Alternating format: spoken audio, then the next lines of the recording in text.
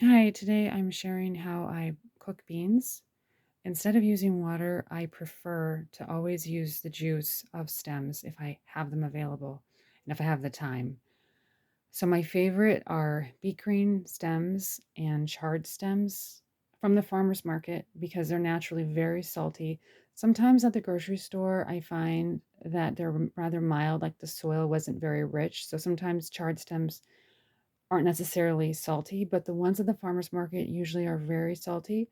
And so the broth produces a really delicious um, broth, basically. I don't ever add extra salt. Sometimes I'll add a little extra miso, but just for some rich flavor, it is salty enough when you add these stems. So I'll be juicing these. And so just to see, we have rainbow chard, and we have the red beet stems, and also some red chard and white chard. And then this is some of the greens from the chard and the beet greens.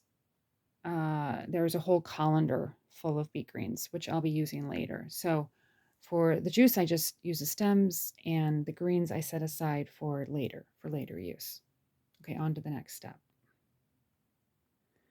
Hi, so I'm starting out with just under a quart of juice.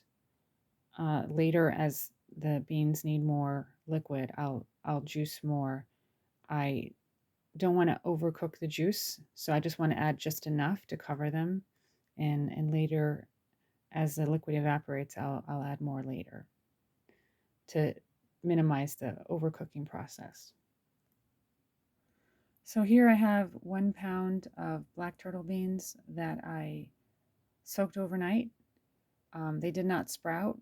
Sometimes some beans at the grocery store, they just don't sprout. So you have to cook them, even if you don't want to. And with black beans, you have to cook them even if they are sprouted. So that is 1 pound of black beans dried that was soaked and expanded. So I just added the juice, and it was enough to cover the beans. So I'm going to use that to start out with and begin the cooking process.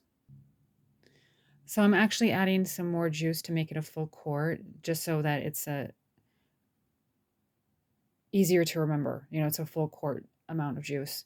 I'm actually using some turnip green juice right now. I had some of those I needed to use, so um, it smells like turnips, but it has a very mild flavor, um, not overpowering. So I'm going to add that right now to make it a full quart of juice.